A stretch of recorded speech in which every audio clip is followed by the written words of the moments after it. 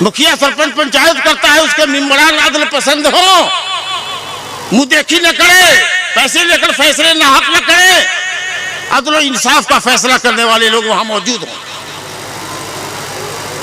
आलिमुन कायमुन बिअम्रिल्लाह, उस मुआशरे के अंदर ऐसा आलिम हो जो अल्लाह के सही दीन का मुहाफिज हो,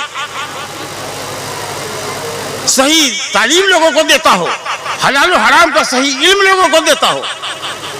वो मशाइख यदऊन इलल्लाह व यअमुरून बिल मारूफ व यनहून अनिल मुनकर, और ऐसे दुआत हों जो लोगों को अल्लाह की तरफ बुलाए, भली बातों की तरफ बुलाए, बुराई से रोके। और चौथी बात, उस मुआशरे की औरतें पर्दा नशी हो, खवातीन इस्लाम पर्दा नशी हो, तो वो मुआशरा कभी भी हिलाक नहीं हो सकता। जिस मुआशरे में अदल और इंसाफ हो, जिस मुआशरे की निगरानी उलमा के जरिए हो, रासिखीन पुख्ता आलिम की रहनुमाई उस कौम को हासिल हो, और दुआते दीन हो जो सही इस्लाम की तरफ, तौहीद की तरफ बुलाने वाले, आमाल सालिह की तरफ बुलाने वाले, और शिर्क और मुनकरात से रोकने वाले दुआत मौजूद हों, और हमारी खवातीन घरों को लाजिम पकड़ने वाली हों, बाहर जाती हों तो बुर्के के साथ जाती हों, पर्दे के साथ जाती हों, अगर सफर पे जा रही हैं तो शौहर हो या कोई महरम हो उनके साथ, फरमाया कि उस मुआशरे को कोई चीज़ हिलाक नहीं कर सकती। मेरे बुजुर्गों, दोस्तों, बाद मुआशरे में लोग साले होते हैं, नेक लोग होते हैं। कोई गांव, कोई बस्ती ऐसी नहीं है जहां अच्छे लोग ना हो, लेकिन उनकी तादाद बहुत कम है। और इस्लाह करने वाले, गलतियों पर रोक टोकने वाले, इनकी तादाद तो बिल्कुल अकल्ले कलील है। मैंने जो आयत पढ़ी थी सूरह हूद की, अल्लाह ताला फरमाता है वमा कान रब्बुका लियुहलिकल क़ुरा बिज़ुल्मिन व अहलुहा मुस्लिहून। अल्लाह रब्बुल आलमीन किसी भी बस्ती को जो जुल्म की शिकार हो, गुनाहों की शिकार हो, अल्लाह ताला उस बस्ती को उस वक्त तक हिलाक नहीं करता जब तक कि उस बस्ती में इस्लाह करने वाले लोग मौजूद हों। ये नहीं कहा कि सालेहीन लोग हों, कहा मुस्लिहीन हों। इसका मतलब ये है कि सालेहीन अगर हैं, लोग नेकोकार हैं, लेकिन मुआशरे में बीमारियां हैं, बुराइयां हैं, पनप रही हैं, लेकिन कोई बुराइयों पर कदगन लगाने वाला नहीं है, बुराइयों से लोगों को रोकने वाला नहीं है, तो उस मुआशरे को हिलाकत से नहीं बचा सकते ये सालेहीन। बल्कि अजब नहीं कि अल्लाह ताला इन सालेहीन से कहे कि इन्हीं से अज़ाब शुरू करो, इन्हीं से अज़ाब शुरू करो। ये साले थे तो इन्होंने दुनिया को साले बनाने की क्यों नहीं कोशिश की? इन्होंने खैर की दावत क्यों नहीं दी? शर से इन्होंने क्यों नहीं लोगों को रोका? इन्हीं से हिलाकत शुरू करो। वमा कान रब्बुका लियुहलिकल क़ुरा बिज़ुल्मिन व अहलुहा मुस्लिहून। इस्लाह करनी पड़ेगी, इसके लिए हम सब खड़े हों। ऐसे हजार जलसे होंगे, लेकिन सिर्फ सुनने की हद तक और कहने की हद तक अगर मामला है तो सारी एनर्जी ज़ाया है। देखिए, अपना जायजा लीजिए, पड़ोस का जायजा लीजिए, मुआशरे का जायजा लीजिए। आप अच्छे हैं, आपका पड़ोसी चोर है, ज़िनाकार है, शराबी है, आप उसको मना नहीं कर रहे हैं, हमको क्या पड़ी है? हो सकता है कि उस पर अजाब आए तो उसकी जद में आप भी आ जाए, आप भी उसकी जद में आ जाए, आप भी उसकी जद में आ जाए। मैं आपको एक मुख्तसर एक किस्सा इबरतनाक सुनाता हूँ जो एक आलिम ने नकल किया है कि साहब एक इंटरनेशनल बॉर्डर पर एक ड्राइवर था जिसके पास मोटर थी, पैसेंजर को ढोता था। तो देखा उसने कि बॉर्डर उस पार से एक नौजवान मर्द, एक नौजवान औरत दोनों आए और ड्राइवर से कहा कि मुझे फला जगह चलना है। मजदूरी तय हो गई, उजरत तय हो गई, कहा बैठ जाइए। जब उसने मोटर स्टार्ट करना चाहिए तो इन दोनों ने कहा कि साहब हमारा कुछ सामान है जो पीछे से आ रहा है, थोड़ा रुकिए, जरा गौर से सुनिएगा, इबरतनाक वाक़या, थोड़ा रुकिए। कहा ठीक है, रुकता हूँ। कुछ देर गुजर जाने के बाद, थोड़ा कदर तवील इंतजार के बाद देखा कि एक बूढ़ा आदमी जिसकी उम्र 70 से जायद रही होगी, वो अपने सर के ऊपर बहुत बड़ा बैग उठाए हुए हाँफता कांपता और पसीने में शराबोर उस बोझ को लेकर के आ रहा है। और लेकर आया, उसने जवान के कदमों के सामने उस बैग को डाल दिया। अब ये जो नौजवान था वहां बैठा हुआ, उसने एक घूसा जोरदार उसके सर पे मारा। अब बहुत सख्त सुस्त कहा, बहुत बुरा भला कहा। वो बेचारा रोता हुआ आंसू पोंछता हुआ लौट गया। गाड़ी चल पड़ी। कुछ दूर जाने के बाद वो जो खातून थी, नौजवान औरत, उसने अपने शौहर से कहा, दोनों मियाँ बीवी थे, कहा कि तुमने अपने बाप को क्यों मारा? नहीं मारना चाहिए था, बूढ़ा आदमी था, आने में देर हो गई, तुमने अपनी बेरहमी से उस पर भूसा जड़ दिया। और बुरा भला कहा। ड्राइवर की समझ में बात आ गई कि ओ, वो जो कुली था वो इस शख्स का बाप था और ताखीर से आने की वजह से इसने उसको घूसा मारा, गाली दी। अरे ये तो इंसान अपने माँ बाप का नाफरमान है।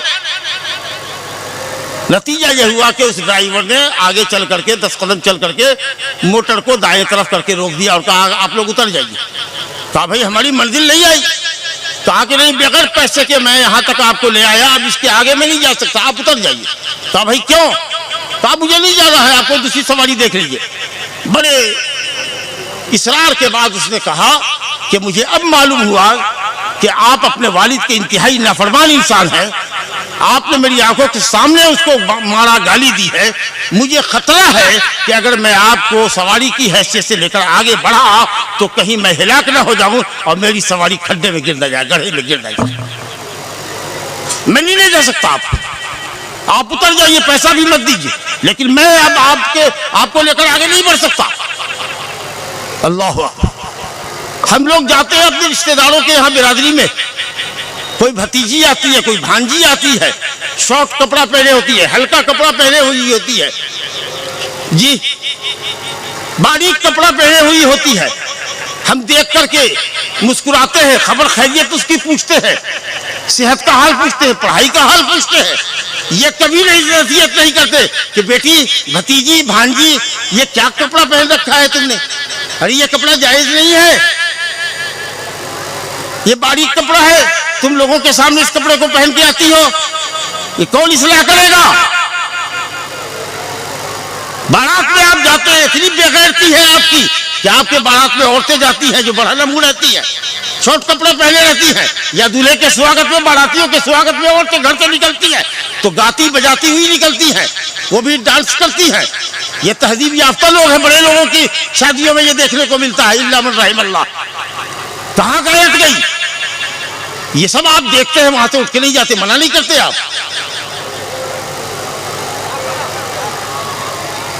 अब आप गौर कीजिए, जो ड्राइवर जिसको आप कहते हैं, 2 टके का आदमी ड्राइवर, वो कितना अल्लाह का नेक बंदा, ईमानदार बंदा था कि उसने कहा कि इस नाफरमान को आगे ढोलने का मतलब यह है कि हम अपनी हिलाकत को दावत दें, और हमारे सामने हिलाकत के सामान होते हैं लेकिन हम कुछ नहीं बोलते। बेगैरती होती है। खाना पीना ऐसे लोगों के साथ नहीं छोड़ते। ये क्यों नहीं समझते हैं आप कि अगर आपके पड़ोसी पर अज़ाब आएगा और आपको मालूम है कि गुनाह हो रहा है, गलती हो रही है, और आपने उसको नहीं मना किया, नहीं टोका, तो आप भी अल्लाह के अज़ाब से नहीं बच सकते। हजरत आयशा रज़ियल्लाहु अन्हा ने कहा कि एक काफिला चलेगा काबा को ढाने के लिए, जमीन में धंसा दिया जाएगा। तो कहा हजरत आयशा ने कि या रसूलल्लाह, कुछ उस काफिले में तो वो लोग भी होंगे राहगीर जो उस काफिले के नहीं होंगे, राहगीर होंगे, कुछ बाजार के लोग होंगे, रास्ता है, चलना है, लोग चल रहे। कहा कि हाँ, जब जमीन धंसेगी तो वो बदमाशों का जो काफिला है उसके साथ साथ राहगीर, बाजार के लोग, वो सब भी हिलाक कर दिए जाएंगे।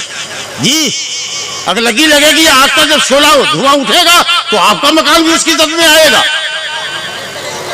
फिर अल्लाह रब्बुल आलमीन क़यामत के दिन गुनहगारों से नेकोकारों को अलग कर लेगा, लेकिन हिलाकत तो होगी ही होगी। इसलिए मेरे बुजुर्गों, दोस्तों, जिन कौमों को अल्लाह ने हिलाक किया है, फरमाता है फलौला कान मिनल क़ुरून मिन क़ब्लिकुम उलू बक़िय्यतिन यनहौना अनिल फ़साद फ़िल अर्ज़ि इल्ला क़लीलन मिम्मन अंजयना मिनहुम। कहा कि जिन बस्तियों को हमने हिलाक किया, जिन कौमों को हमने हिलाक किया, जिनकी दास्तान हमने तुम्हारे सामने बयान की है, तुम क्यों नहीं देखते कि काश उनमें कुछ लोग उलू बक़िया होते, अहले इल्म होते, अहले तमीज़ होते, जो खैर और शर के दरमियान तमीज़ करने वाले होते, जो भले बुरे में फर्क करने वाले होते, अपनी कौम को नसीहत करते तो हम उनको बचा लेते। लेकिन गुनाह करने वालों की अक्सरियत थी, नसीहत करने वालों की इंतहाई किल्लत थी। नतीजा ये हुआ कि साहब शर दंदरा रहा था और मना करने वाले लोग, इस्लाह करने वाले लोग, दावत का काम करने वाले लोग, गुनाहों से रोकने टोकने वाले लोग कम थे। نبی کریم صلی اللہ علیہ وسلم نے فرمایا کہ قسم اس اللہ کی جس کے ہاتھ میں میری جان ہے، تم ضرور بھی ضرور لوگوں کو بھلی باتوں کا حکم کرو اور بری باتوں سے روکو، ورنہ اللہ رب العالمین اپنی طرف سے تم پر عقاب بھیجے گا، عمومی عذاب بھیجے گا، اور پھر تمہاری حالت ایسی ہوگی کہ تم دعا کرو گے، تمہاری دعا قبول نہیں ہوگی۔ آج اسلام کو اغیار کتنا سمجھیں گے قرآن اور حدیث سے؟ ہم ہیں ان کے سامنے، ہم کو دیکھتے ہیں کہ اسلام یہ ہے جو اس آدمی کی زندگی میں ہے۔ مجھے کہنے دیجیے، مورخین نے لکھا ہے کہ ڈنمارک کا وہ شخص جس نے محمد صلی اللہ علیہ وسلم کو ٹیررسٹ کی حیثیت سے پیش کیا تھا، اس کو جب کسی نے ڈانٹا، اسی کی قوم کے کسی آدمی نے ڈانٹا کہ تم نے ایک ایسے نبی کی شبیہ اتنی خراب کر کے پیش کی ہے جو انسانیت کی تاریخ میں بہت بڑا عظیم انسان تھا، اس سے بڑھ کے کوئی آدمی نہیں گزرا، اس کی یہ سیرت تھی، اس کی یہ سیرت تھی، ایک لمبی تقریر اس نے جب اس کے سامنے کی تو کہا کہ مجھے معاف کرنا، میں نے تو نہیں سمجھا تھا کہ وہ آدمی اتنا عظیم ہوگا جس کو میں اتنا گھناؤنی شکل میں پیش کر رہا ہوں، میں نے تو ان کے ماننے والوں کو دیکھا، ان کے فالوورز کو دیکھا، کہا کہ اس کا نبی بھی ویسے ہی رہا ہوگا جیسا کہ اس کے فالوورز تھے۔ تو آدمی فالوورز کو دیکھتا ہے، متبعین کو دیکھتا ہے، ہم کو اور آپ کو لوگ دیکھتے ہیں تو اسلام کو دیکھتے ہیں۔ اس لیے علامہ اقبال نے کہا تھا نا کہ یہ راز کسی کو نہیں معلوم کہ مومن قاری نظر آتا ہے، حقیقت میں ہے قرآن، پڑھتے تو ہم ہیں قرآن لیکن قرآن ہماری زندگی میں نہیں ہے۔ کہاں گئے ہم؟ ابھی رمضان میں کیا حال تھا ہمارا، اور ابھی چند دن گزرے ہیں کس حال میں ہم آ گئے، اور رفتے رفتے کس حال میں ہم چلے جا رہے ہیں۔ معاشرے کو کوئی تباہی سے بچا سکے گا اگر یہی حال رہا ہمارا تو؟ میرے بزرگوں، دوستو، اللہ نے آپ کو چنا ہے، دین کی حفاظت کے لیے آپ کو پہرے دار بنایا ہے، کشتے بان بنایا ہے، دین کا محافظ اور حراس بنایا ہے۔ آپ پر ذمہ داری ہے کہ اپنی اصلاح کریں، اپنے بال بچوں کی اصلاح کریں، اپنے پڑوسیوں کی اصلاح کریں، اپنے معاشرے کی اصلاح کریں۔ ہر شخص ہمنے کا مکلف ہے، جس کے پاس جتنی طاقت ہے۔ علم ہونا چاہیے، جس چیز کی طرف کہہ رہے ہیں کہ یہ واجب ہے اور جس چیز کو حرام کر کے روک رہے ہیں، آپ کے پاس علم ہونا چاہیے۔ بغیر علم کے آپ دعوت کا کام نہیں کر سکتے۔ اگر کسی گنہگار کو گناہ سے روک رہے ہیں تو شفقت کے ساتھ، بردباری کے ساتھ، نرمی کے ساتھ آپ اس کو ٹوکیے۔ حضرت موسیٰ اور ہارون کو اللہ نے فرعون جیسے ظالم حکمراں کے پاس بھیجا جو خدائی کا دعویٰ کرتا تھا، کیا کہا؟ اذهبا الى فرعون انه طغى فقولا له قولا لینا، جا کے نرم گفتگو کرنا، شاید وہ نصیحت پا لے یا اللہ سے ڈر جائے۔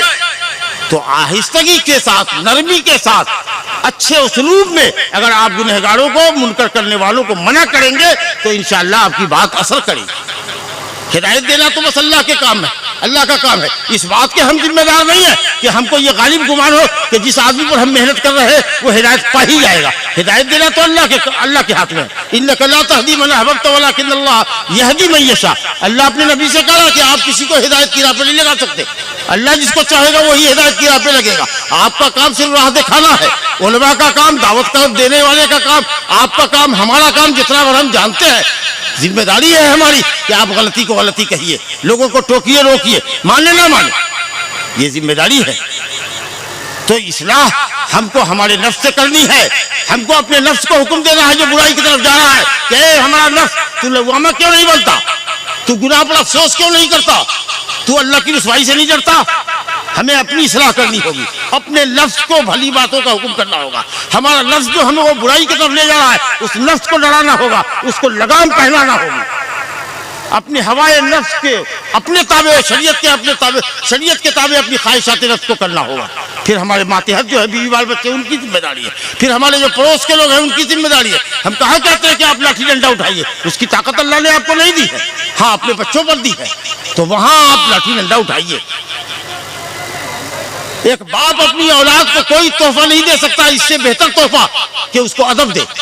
کبھی بھی ادب کی چھڑی کو اٹھا کے مت رکھو، باہر رکھو، سامنے ڈنڈا رکھو، تاکہ لوگ دیکھیں، بچے تمہارے دیکھیں کہ اگر ہم نے شرارت کی، ہم نے نماز چھوڑی، ہم نے کوئی گناہ کا کام کیا، ہم نے کوئی چیٹنگ کی، ہم نے جھوٹ بولا، تو ہمارے ماں باپ ہم کو ڈنڈے سے ہماری پٹائی کریں گے۔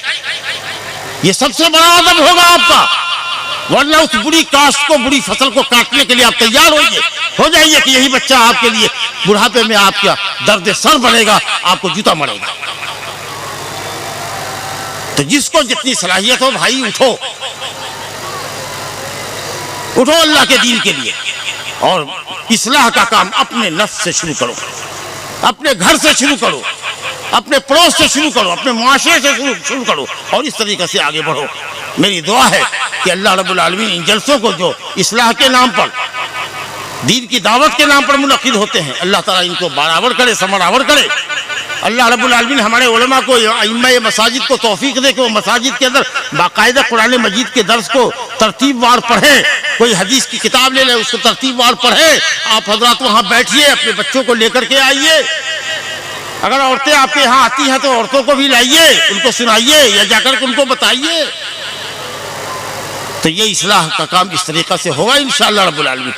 تو مساجد کے دروس کا خاص اہتمام کیجئے، جمعہ کے اندر خطبہ حضرات اچھی تقریر تیاری کر کے آئے اور مثبت باتیں کرے، قصہ کہانی میں وقت ضائع نہ کرے، معاشرے کی اصلاح کرے۔ آپ کی حیثیت عالموں، داعیوں، آپ کی حیثیت ڈاکٹر کی، آپ کو معاشرے کا علاج کرنا ہے، زخموں کا علاج کرنا ہے، ناسور کو نکالنا ہے، زخموں کو نکالنا ہے، معاشرے کا آپریشن کرنا ہے۔ صرف فضائل بیان کر رہے ہیں، آپ منکرات اور فواحش پر لوگوں کی نشاندہی نہیں کر رہے۔ تو آئیے ہم سب عہد کریں کہ انشاءاللہ ہم میں کا جو کوئی جس لائق ہے اور اللہ نے جو صلاحیت جس کو دی ہے، اپنی اس صلاحیت کو اللہ کے دین کے لیے، اللہ کے دین کی دعوت کے لیے، بھلائی کا حکم دے عام کرنے کے لیے، برائی کو روکنے کے لیے وہ اس کو اللہ کے لیے صرف کرے گا۔ وباللہ توفیق۔ ربنا آتنا فی الدنیا حسنہ وفی الآخرۃ حسنہ وقنا عذاب النار۔